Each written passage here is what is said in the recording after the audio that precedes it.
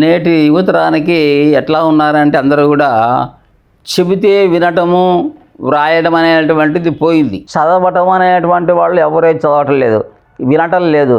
ఏకదంత ప్రేక్షకులకు అందరికీ కూడా నమస్కారం. నా పేరు కేవి సత్యనారాయణరావు.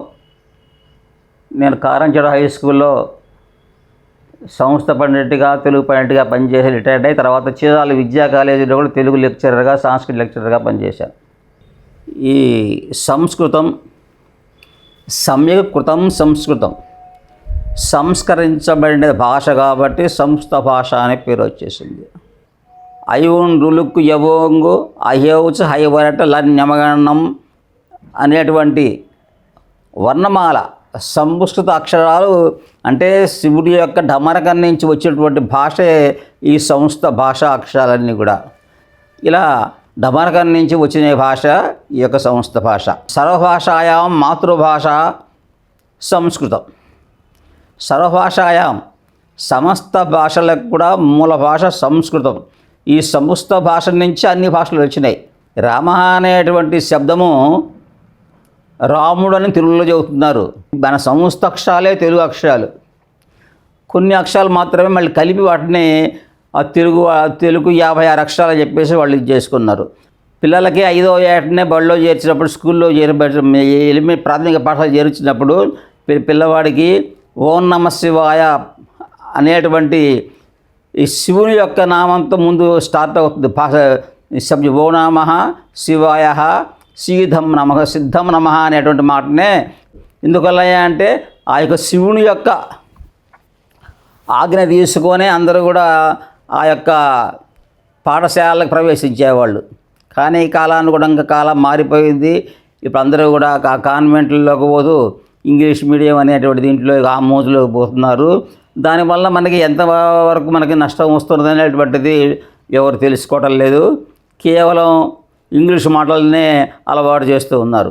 ఈ సంస్కృత భాష లేకపోతే మనకి ఏమీ లేదు, సర్వం శూన్యం. అందువల్లనే కేయూరాణి నభూషయంతి పురుషం హారా న చంద్రోజ్వలా న స్నానం న విలేపనం న కుసుమం నాలంకృతి మూర్ధజా వాణేకా సమలంకరోది పురుషం యా సంస్కృతాధార్యతే క్షీయంతే అఖిలం భూషణాన్ని సతతం వాగ్భూషణం భూషణం. మనకి ఇన్ని రకాలైనటువంటి అలంకారాలు వేసుకున్నా ఏం చేసుకున్నా కూడా అవి ఉపయోగపడవు. వాటి వల్ల ఉపయోగం ఏమీ లేదు. మొట్టమొదటి వేదానికి మూలము ధర్మానికి మూలం వేదం. ఆ వేదానికి మూలం ధర్మం. అది లేకపోయేటైతే మనం ఎంత చదువుకున్నా వ్యర్థమే. వాగర్ధావి సంపృక్తో వాగర్ధ ప్రతిపత్తయే జగత పితరో వందే పార్వతీ పరమేశ్వరో. ఈ పార్వతీ పరమేశ్వర వాక్కు అర్థము రెండు కలిసి ఎట్లా ఉంటాయో పార్వతీ పరమేశ్వరుడు కలిసి ఉంటారు. ఆ రెండు ఒకటే. అలా మనం తెలుసుకుంటే ఆ రెండు ఒకటే అనేటువంటి తెలుసుకొని మనం వాక్కుని దాని అర్థాన్ని తెలుసుకుంటూ సంస్కృత భాష నేర్చుకోవాలి. విద్యా దదాతి వినయం వినయాది ఆది పాత్రతాం పాత్రత్వ ధనమాప్నోతి ధనా ధర్మం తత సుఖం. విద్య వలన ఏం వస్తుంది? విద్యార్థులకి వినయం వస్తుంది.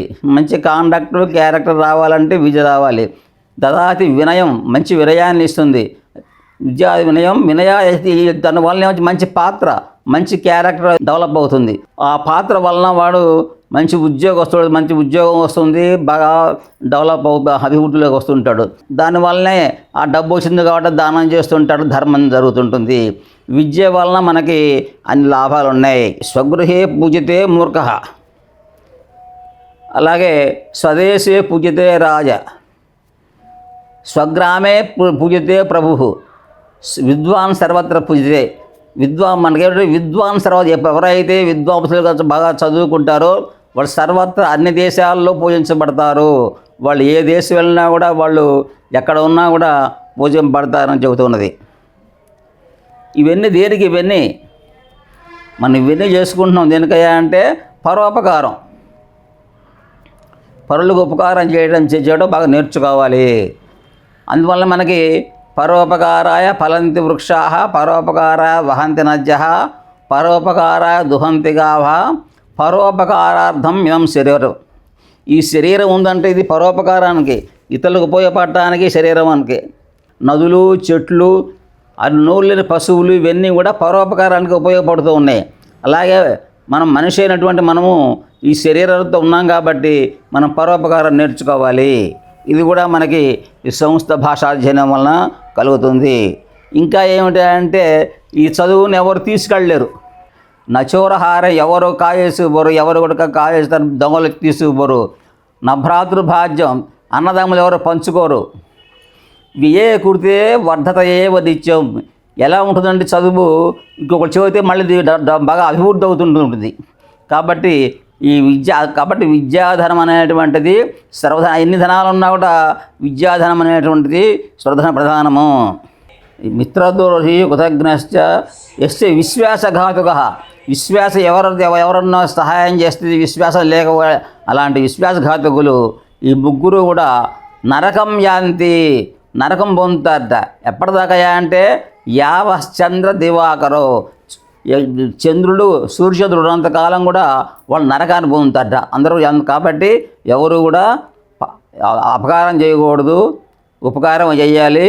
అలాగే విశ్వాసం లేకుండా ఉండకూడదు, విశ్వాసంతో ఉండాలి అనేటువంటిది ఆ సారాంశంగా చెప్పబడింది. సత్యం వద ధర్మం చర, సత్యాన్ని ఆచరించు, ధర్మాన్ని నువ్వు ఆచరించాలి. ఎప్పుడు కూడా అబద్ధం ఆడకూడదు, నిజాన్నే చెప్పాలి.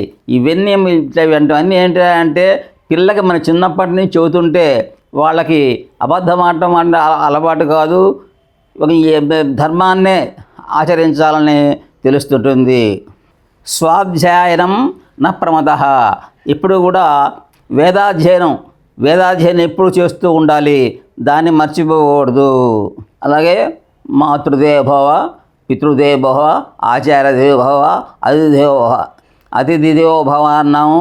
అలాగే దైవదేవోభ్య కూడా మనం చెబుతూ ఉంటాము.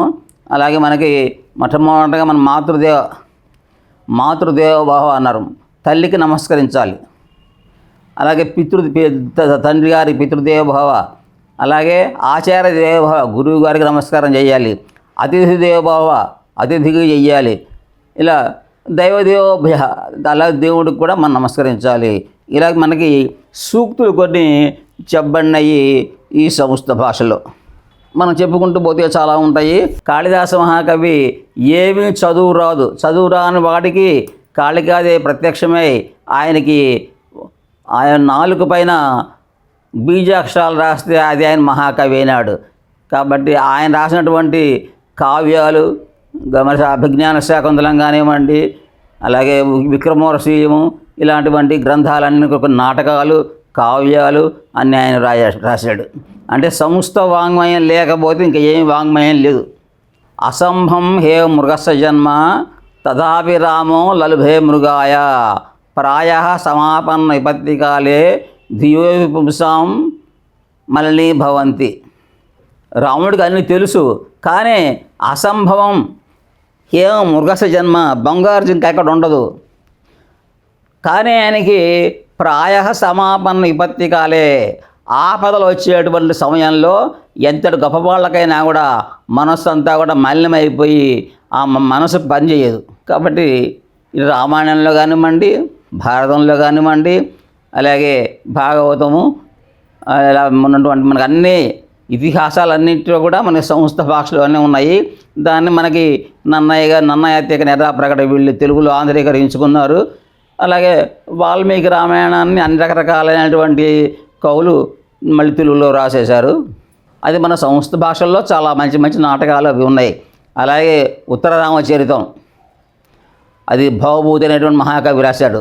ఉత్తర రామచరితం మనం తెలుసు, మనకి లవకుశ సినిమా అనేటువంటి పాత సినిమా ఉంది. ఆ సినిమా ఘట్టాన్ని అంతా కూడా ఉత్తర రామచరితం నాటకంలో మనకి చూపించబడింది. సంస్కృత భాషలో ఉన్నటువంటి అన్ని నాటకాలు, కావ్యాలు, కథలను కూడా తీసుకొని కొంతమంది కవులు సినిమాలు తీశారు. ఆ శకుంతల నాటకం కూడా సినిమా తీయబడింది.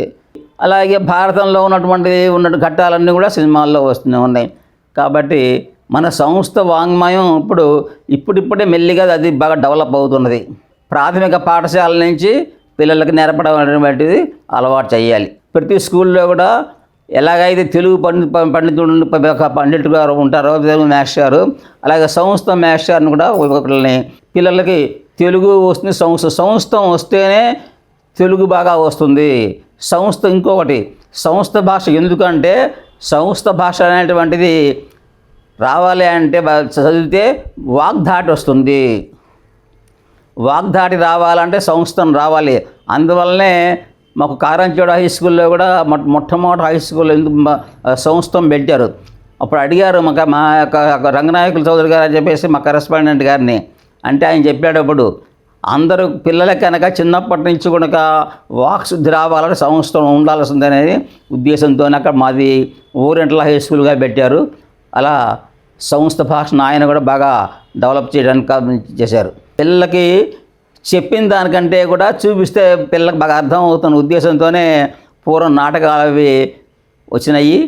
అలాంటి అందువలన కావ్యాల కంటే కూడా నాటకాలు బాగా ఇదవుతాయి అనే ఉద్దేశంతో పూర్వం అన్ని రకాలైనటువంటి ఈ సాహిత్యంలో ఉన్నటువంటి కావ్యాల్లో ఉన్నటువంటి అన్ని ఘట్టాలన్నీ కూడా మనకి నాటకాల రూపంలో వచ్చాయి. తెలుగు భాష నేర్చుకున్న వాళ్ళకి ఉద్యోగాలు ఇస్తామని అట్ట చెబుతున్నారు. అలా సంస్కృత భాషకు కూడా సంస్కృత భాష నేర్చుకున్న వాళ్ళకి ఏమైనా ప్రోత్సాహకాలు ఇస్తే అప్పుడు పిల్లలు వాళ్ళు కూడా కొంత అవుతుంది. దీనికి ఏం చేయాలి అంటే, అయితే డిగ్రీలో ఉంది, డిగ్రీలో ఇప్పుడు ఈ ఇంటెన్సివ్ అని మేము మార్క్స్ పెట్టారన్నమాట. కొన్ని ప్రాక్టికల్స్ లాగానే పిల్లలకి తెలుగులో కానీ సంస్కృతంలో కానీ 30 మార్కులకి 70 మార్కులకి పేపర్, థియరీ పేపరు, 30 మార్కులకి ఒక బిట్ పేపర్ లాగా, అంటే అది మనం పెట్టుకోవటం, ఇంటర్నల్ ఎగ్జామ్ అనమాట. పెట్టుకొని ఆ మార్కులు ప్లస్ మార్కులు అట్లాంటిది ఉంది దాంట్లో. అన్య భాష అంటే ఇంగ్లీష్ మోజులో పడిపోయిన వాళ్ళు ఒకటి. తర్వాత అందరూ కూడా ఇప్పుడు ఈ ఇంజనీరింగ్, దీనికి ఎంటెక్ అని అది ఇంజనీరింగ్ పోతున్నారు ఎక్కువ మంది పిల్లలు. మన దానికి రావట్లా. ఇప్పుడు కూడా తిమ్మసముద్రంలో ఓరైన సంస్థ కాలేజీ ఉంది. ఆ సంస్థ కాలేజీలో కొద్ది మంది ఉన్నారు తప్పితే ఎక్కువ మంది ఉంటారులా. కారణం ఏమిటంటే అందరూ కూడా ఎట్టిపోతున్నారంటే ఈ గ్రాడ్యుయేషన్లకి దీనికే పోతున్నారు. అయితే మన వాళ్ళు కొద్దిగా మార్చారు.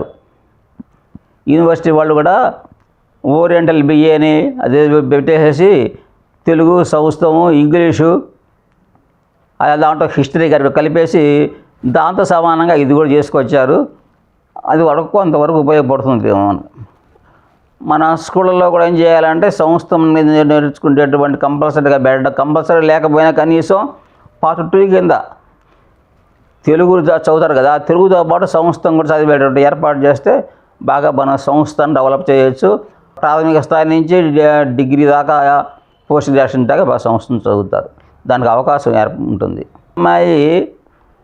మా శిష్యురాలేను, ఈ అమ్మాయి కూడా సంస్కృత భాషని ఎలా ముందుకు తీసుకుపోవాలి అనేటువంటి మంచి ఉద్దేశంతో ఈ సంస్కృత భాష ప్రచారానికి కంకణం కట్టుకొని పాపం ఊరూరో తిరుగుతుంది. ఇంచుమించు అనుకోవాలంటే అన్ని చోట్ల సంస్కృత భాషని అభివృద్ధి చేయాలని ఈ సంస్కృత భాష ప్రచారం చేసినటువంటి ఈ ఏకదంత ఈ టీవీ ఛానల్ వాళ్ళని ఇవి చూస్తూ ఉంటే మనకు కూడా కొద్దిగా మన నేర్చుకోవాలి, చదువుకోవాలని ఉత్సాహం కలుగుతుంది. కాబట్టి మీరందరూ కూడా నేర్చుకుంటూ ఉంటే వాళ్ళని ప్రోత్సహించామంటే వాళ్ళు ఇంకా దీన్ని అభివృద్ధి చేస్తూ ఉంటారని అందరినీ కూడా నేను కోరుకుంటూ ఉన్నాను.